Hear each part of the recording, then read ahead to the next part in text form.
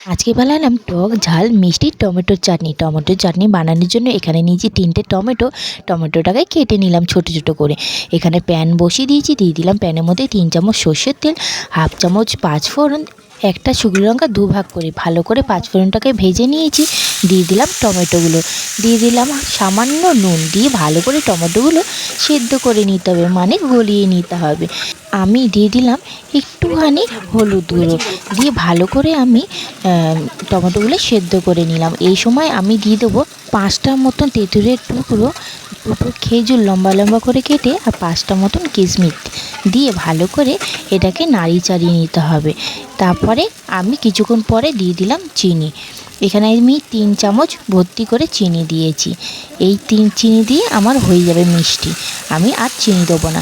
দিয়ে ভালো করে নাড়িয়ে ছাড়িয়ে আমি এবার নামিয়ে নেবো। এদিকে আমার রেডি হয়ে গেছে টক ঝাল মিষ্টি টমেটোর চাটনি।